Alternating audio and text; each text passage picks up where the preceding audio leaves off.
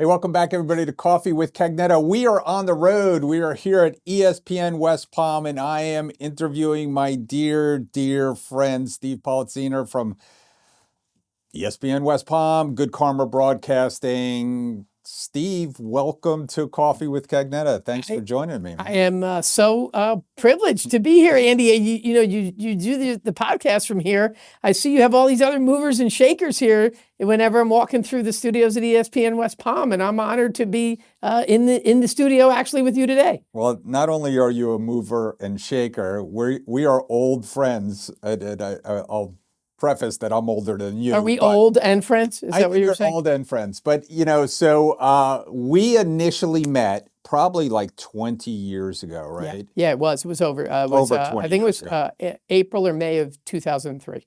Wow, I'm impressed. You looked it up or something. But, but so good for you. And through your salesperson, and he said you both went to Lehigh. You guys got to meet. And that's it here in South Florida. Everybody out there in the world, it's like not too many people go to Lehigh down in South Florida. So we met, we became fast friends, and we've had a great relationship. You helping to promote Transworld and you growing your ESPN empire.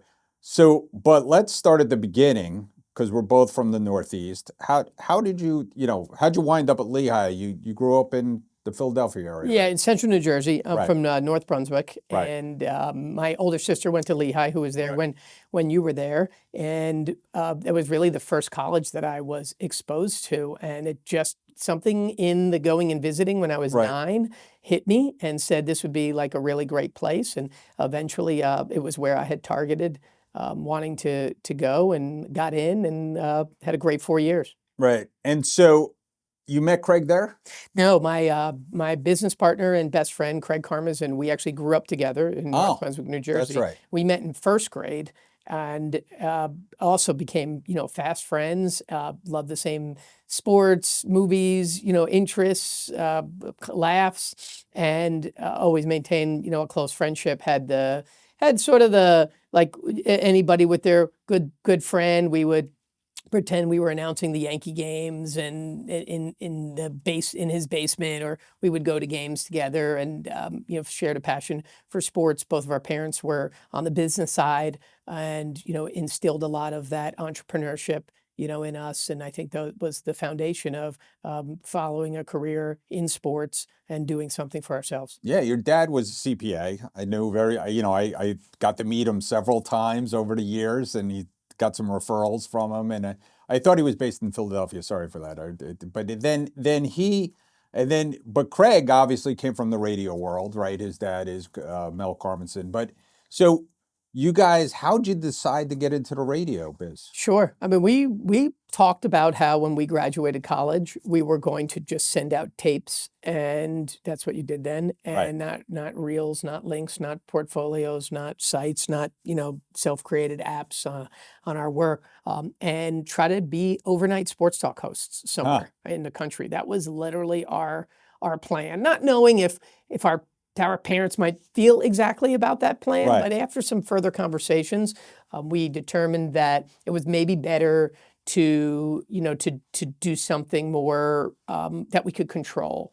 And it was really Craig then at the time who had made the determination that he wanted to buy a radio station, follow in the footsteps in the business that his dad, was in, but do it in a very small market. We had fell in love with Madison, Wisconsin, because one of our best friends went to school there, and we'd gone out and visited. And one of those weekends when we were all visiting, and who knows what time it was and what condition we were in, we're like, this would be great. It would be a great place to move. It would be a great place to live. And I think everybody else woke up the next day and we're like, all right, let's go about our day. And Craig was like, no, this is where I am going to look to begin my career. So Craig, actually, we were traveling cross country as a gift from our parents after high school, or after college. And Craig was like any other kid, just kind of like figuring life out, except he was also on the phone with brokers who represented radio stations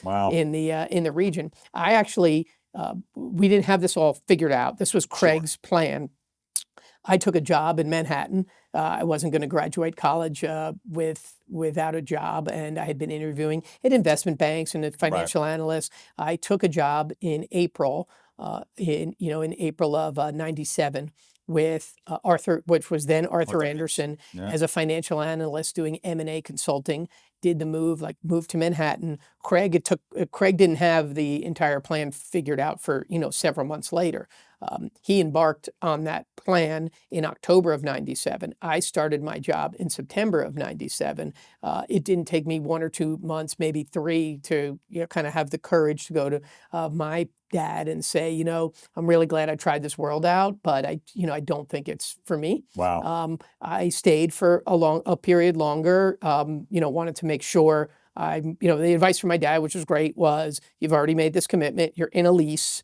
Make sure that you see this all through. Right. I did for a little less than a year. And then in July of '98, I moved to Madison, Wisconsin. Wow. Craig had spent, already about, 8 months, 9 months learning the area where he had settled, which was actually outside of Madison, called Beaver Dam, Wisconsin, where we owned 2 radio stations as well, all in the purchase to get the one that covered Madison. I moved to Madison in July of '98, and from there we launched our first new product, new format in Madison, Wisconsin. I was there for 5 years. Wow. It was a great experience. I learned so much about radio, business, media, college, sports. We dove in really deep with the University of Wisconsin.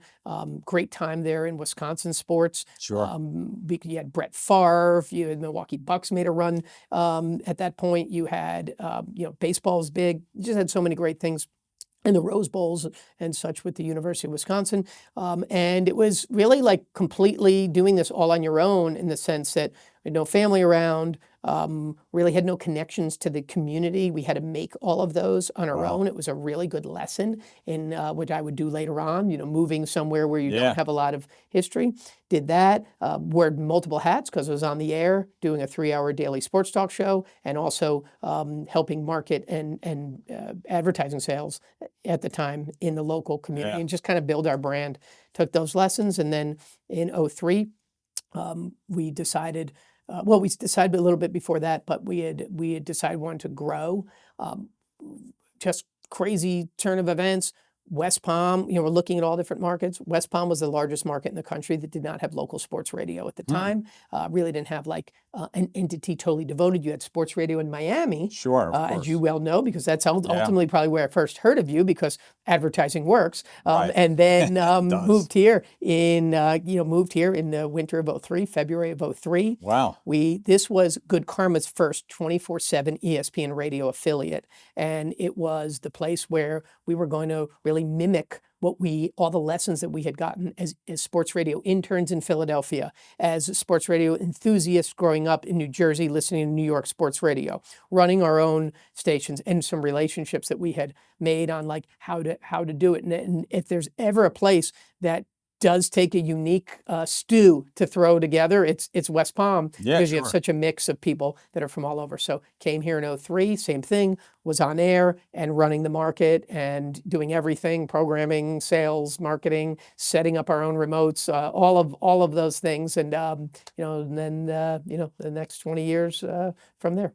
Yeah, and you've been growing. Obviously, you've done so many things. I mean, let's talk about just some of those things, like the bowls, right? The Boca Bowl. Yep. I mean, you decided you were an initial partner in that. Yeah, Boca but Bowl. you decided to run and invest in that. Yep. Yeah. What happened was, we started in the radio business, and then quickly realized we didn't really feel like we related to the radio business. We really felt like we related more to the sports industry. And so when we were looking at companies or organizations, that would be more who we gravitated towards. And we realized that we had developed this relationship with brands and in the local communities, and our job is to help tell brand stories, right? For when people want to consider utilizing that product or service. I mean, that's ultimately what we look at. All the things we do, all the studios and the trucks and the costs and the digital and all that. Ultimately, we're trying to garner an audience, engage that audience, and then let that tell that audience about the sorts of businesses that feel aligned, with that audience. So that's where we started. And we go from radio really to the sports industry, and the sports industry has evolved so much. Yeah, we were over talking time. about it before, right? Yeah, I mean, it's wild now if you see what's going on. Perfect timing once again. The Boca Raton Bowl was being considered as a result of the fact that FAU had just joined Conference USA. They had built this beautiful, new stadium. Howard Schnellenberger had gotten the program, up and running, and it was time. ESPN.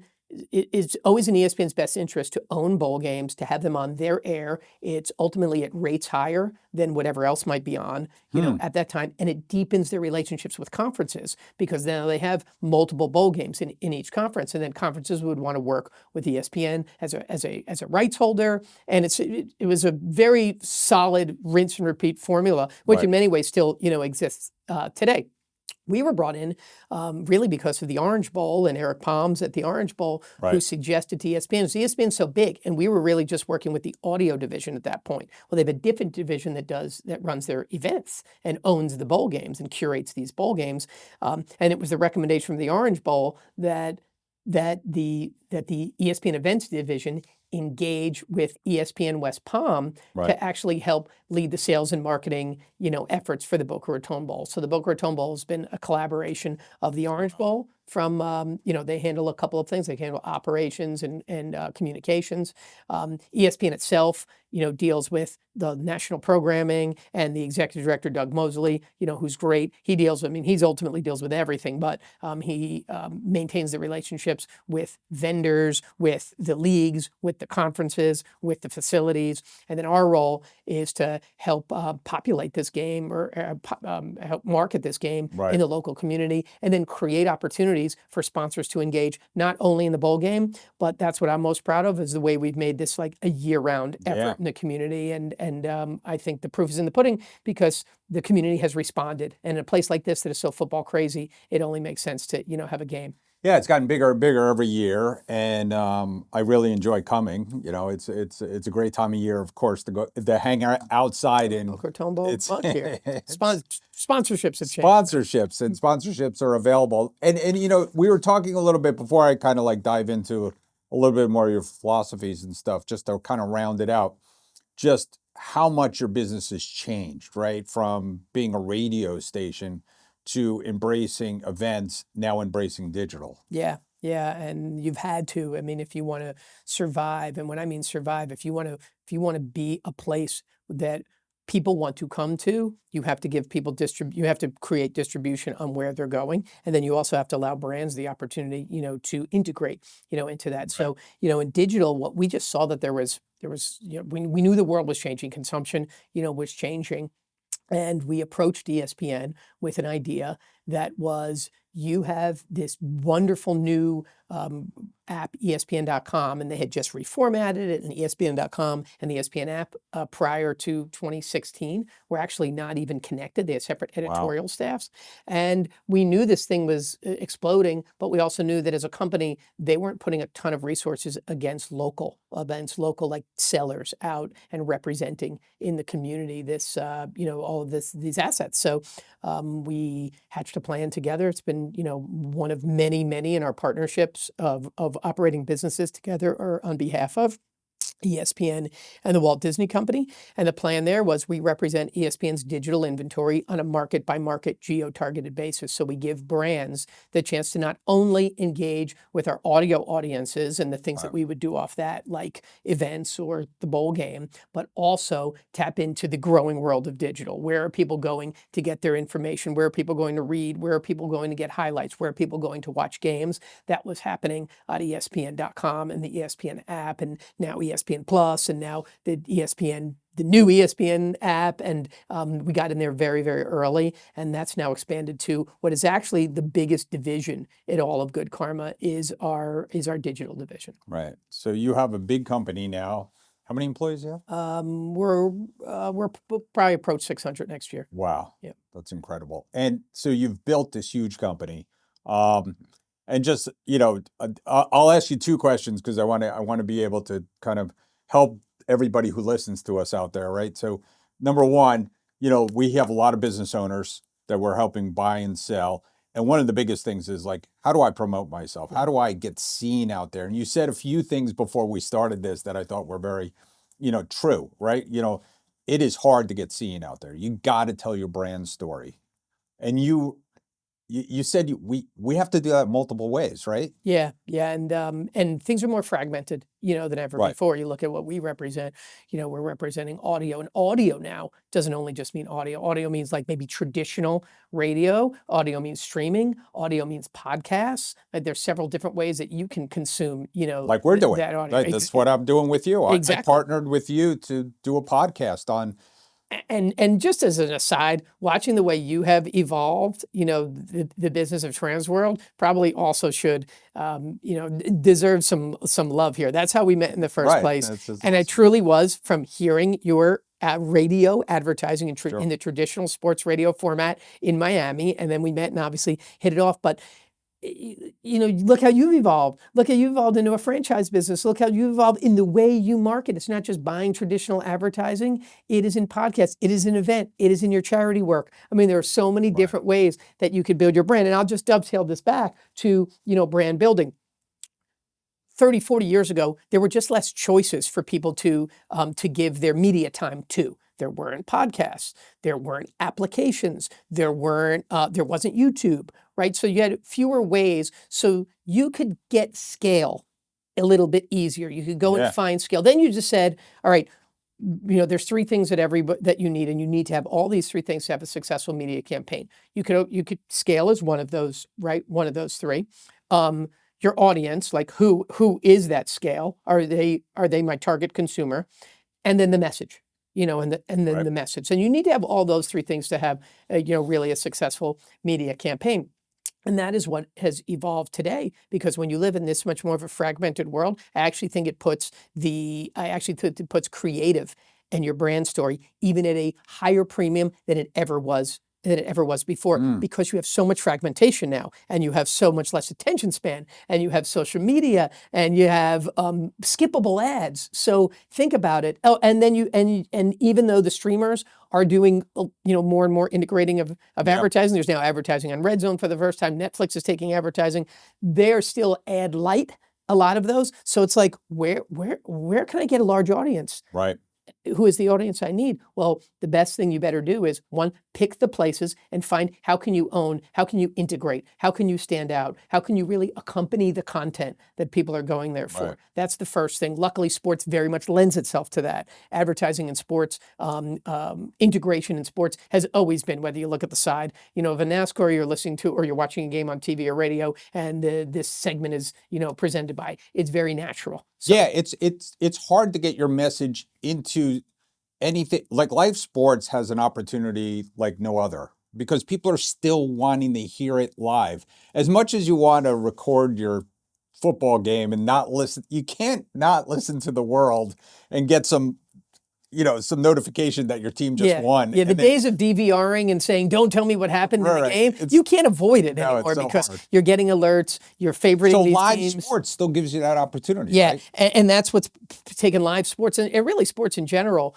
into the mainstream, from being a niche product to really the mainstream, because it's the only way that you can actually reach an audience live, guaranteed that you're going to reach an audience live and engaged. And that goes into sports talk, that goes into however you're consuming the games, and it puts it that much more, at a premium, because the attention is there, because the engagement is there. We used to talk about that with news too. We used to say like sports and news, and news still has a component, of that. But as those things, continue to get like fragmented, and news has had to remake itself, and we're a part of news remaking itself. And a big part of that is you have to distribute to wherever people are going to consume. I can't force them to put on the radio station or to consume us on YouTube. I can't force them. But what I can do is acknowledge that there is an audience across all of those. And then I can make sure that we're distributing across all of those audiences. And then on top of that, I can make sure that our advertising partners have the ability to integrate across all of those, whether that's traditional audio, stream, video, YouTube, digital, social clippings, whatever. Right. Wow. I mean, it's a lot for business owners like myself and others to keep it. And I will just tell you, you need good partners like, Steve, like and his crew here at Good Karma and ESPN Radio. I mean, I always say probably the last, I don't want to say the last part, but the most valuable part of my relationship with ESPN and you is not necessarily being on the air. It is, but it is content creation, it's connections, it's opportunities like the Boca Bowl. It's like getting in front of people when you have special events, like you had the Bad Dog down here. Yeah, I mean, it's yeah. just like that. Those opportunities aren't going to come to you unless you have a partner like ESPN West Palm, or you're out there, and so it's funny. I always used to talk about. I came from the music world. You were in the sports world. That was kind of like both our dreams, and I always kid. It's like really hard to make money in those businesses, right? It's hard to be a young person. What's your advice to young person these days? Because I think there's more opportunities. You just said you have 600 people. Yeah. I mean, what are the opportunities these days? Like what would your advice to be to a young person now looking to take your path? Because your path is gone. My path is gone. There's new paths out there, though. Yeah, there are new paths, but like you said, let's not confuse like fragmentation with limitation. I mean, there are more opportunities than there have ever been before. They just may not be the same opportunities, that they once were. It might not be getting behind the mic and hosting like this show, right off the bat, where it might be creating your own content, Right. on YouTube, and maybe even monetizing that, yourselves. It's also much easier to do that. You don't have to learn sales 101 and spend, 3 years making cold calls to actually monetize yourself through social media now if you're if you're talented. I think these sort of industries, and I can't tell you how many times I meet people and say, I loved sports just like you. I wish I would have gone into it when I was 21, 22, 23. It's a little late now. I have a family. I've established myself in this career. It's really hard, hard, to go back. I think like when you are young and when you have maybe, less responsibility that you're doing on behalf of us. I understand people have debts, people have, payments, all of those things, but I think it really is the best time. And I actually think go to the smallest sort of market you can go to, because then you can get the most vast experience. My advice always to our interns who I speak to regularly is do not pigeonhole yourself. I still go back to the internships that I had in sports radio, in the mid late 90s, and I would have even done some things differently. I was so obsessed with wanting to be in the air on the air. I would have maybe spent a little more time around, the sales team or things along those lines. I think it's that. The other thing is, don't get off put by the world of AI. It's a new technology, obviously, and yes, it might change. It might replace some of the jobs, but it doesn't mean that jobs are going away. It means that the types of jobs are changing. The types of expertise, are changing. When we were coming out of college, nobody was saying, "I want to get into analytics and work for teams." That didn't exist. Right. That was like us and our friends, sitting around and talking. Those are real jobs, that exist now for people. So I would not get discouraged. There are so many opportunities in sports. It's just making sure that you marry them to where your skills and your passions are. Yeah, I mean, there's, you're looking for things that are not going to be replaced. And, I don't know if they're going to build robots that are going to play football someday. But still, if they do, there's still going to be people around to create those events that, that have to promote those events, that have to, like you said, it's an incredible world out there. And it's never been I say this all the time to young business owners. It's never been easier to get your word out there. There's never been more options. There's never been more options. But it's harder. It's harder to be heard. It's harder to tell your story, but it's not hard to make your story. It isn't. And the other thing too is you said at the beginning, the reason why you work with us is not just simply reaching an audience. It's trust. Ultimately, you're entrusting us to help build your brand, and which in turn means like, why do you advertise? You advertise because, or why do you market? You want to build your brand because you have a product, you have inventory that you need to move, and that's how you eat. And Right. your job is to, or my job is to make sure that we're putting that in front of, your prospective customers. Relationships are never going to change. They may be considered less critical these days because Right. of the ease of buying media, the ability at much lower cost to enter from a social standpoint, Right. or otherwise. But I actually think that's why I put even a higher premium on relationships now, because fewer and fewer people are investing in those. So if again, advice to young business owners, like, who are your best relationships? I said a mentor, somebody I mentored today. I said, like, who are your 10 best relationships? Who do you call when you have something? Do you have those? Who's your personal, everyone uses the word advisory board, or who's your Right. personal board of directors, when you have things, because you need that. And you probably need that now more than ever, because it is not as encouraged and it's not as natural as it once was. Right. People are remote. People don't have the same kind of time. It isn't the sit around the water cooler and, and chit chat, Right. like it once was. Yeah. No, it's important stuff. So you've built a life. We like to do some fun things too. You built a life down here in West Palm. You have your boys and your family, play some golf. What do you like to do when you get some off time? And I know you don't get much downtime, but you're traveling around doing all these things, visiting your offices, going to these sporting events. I see you at the Super Bowl. I see you at the, what's your fun thing to do though? Yeah, well, first, work is fun. Right. It's really, really awesome to me to be able to get to do these things that I get to do. I'm not take that for granted, Yeah. At all, and it is enjoyable. My role when I'm maybe at games isn't to watch and cheer Right. primarily. My role is to make sure that everything is going right if we're Right. involved on the broadcast or if we're hosting partners there. But I still am a sports fan, and actually what I enjoy most is when I could go to games and be a fan. And Right. go to games, with my wife or with my kids, and just really get that family time.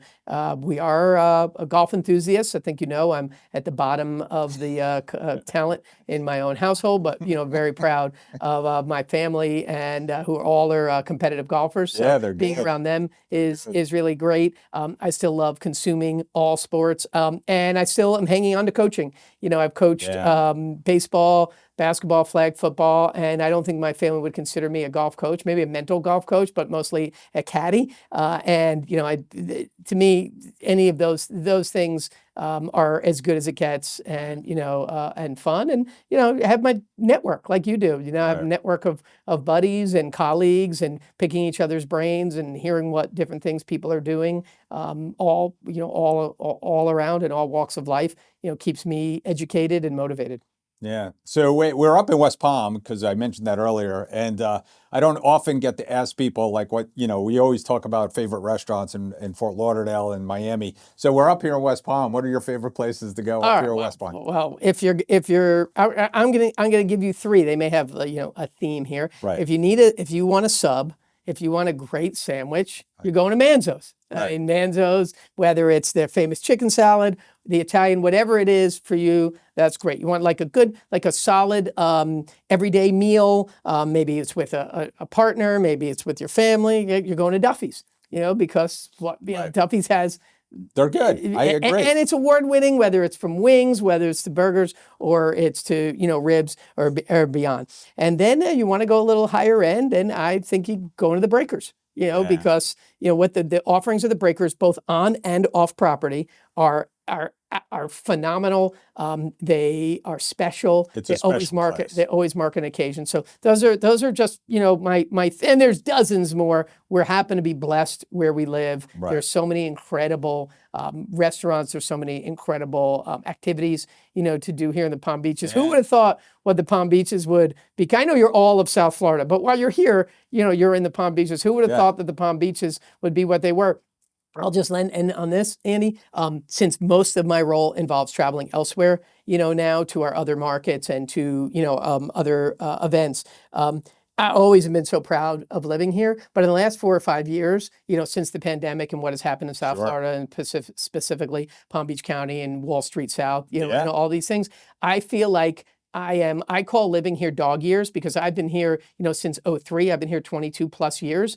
That's like being here. That's like being somewhere else 70, it's like 75 years because, going back to the early 2000s. Right. What was going on here in the early 2000s? Not much. And you were here before me, Yeah. and we're colleagues, but you're a mentor to me. Yeah. You adopted me when I came down here. We did the Lehigh alumni events, worked together all these years. But more than that, I think you showed me a lot about how to be a professional in this community, how to make relationships, how to treat people right, and how to make every relationship a win-win. Yeah. Well, I'm proud to be your friend, and it's been an amazing partnership with your company, and thank you for all you do for Transworld. I really appreciate it. I'll leave this. What are you most excited about in the future? For your company, what are you looking for? What are you looking forward to? I love. There's so many things. What I really love is the access that people will have to be sports fans, because what sports fandom has evolved from I just like this team to maybe I play fantasy, maybe I'm gambling. Where gambling is legal. Luckily, we're in a state where it is, and it's regulated. But I mean, it gives you that that many more chances. Trying to let me separate just like the business side of it, just the opportunities and just discovery. I mentioned YouTube. You have so many more chances to find what's yours. When I came down here in the early 2000s, if you were a fan of a team from somewhere else, you were maybe hoping that you could get the New York Post, down here. Right. Now you can subscribe to a whole bunch of different things that are providing content and coverage about your. And you can watch every one of your games. And you can watch all your games, and you can stream all your games. It isn't just anymore that you have to go to the bar that has your fans. Although that's one of the great things about here. We still have a variety of that. So a little bit of that, and there's just a little bit of the access, the ease, of discovery. And I think good content's always going to win. We don't mind that there's more choices and there's more chances, because it's a chance to win somebody over every single day. Yeah. Steve, thank you for coming on today. Really appreciate it. What's the best way to get in touch with your company if somebody wants to do some business with you? A million ways. Call my cell number and I'll make sure you go to the right person. There you go. All right. We're not going to give that out. We're not going to give that out. My email at least, or my LinkedIn. Just hit me on LinkedIn. Yeah, and we will hit him on LinkedIn. Hit me on LinkedIn. We'll make sure you get to the right person. Fantastic team. We didn't talk about your team, but they have been fantastic to me too. Thank you. A good business owner when people have been around for a long time, and you've had people right from the beginning. So. We are fortunate, and every day, like you, I look at it like, how can we continue to create opportunities for these people who have committed themselves, to us? I want to make sure we give that back. All right. Well, thank you, everybody. Another great coffee with Cagnetta. I got some coffee here from ESPN West Palm right here. And he has the digital empire. So give them a call. Thanks, everybody. See you next time.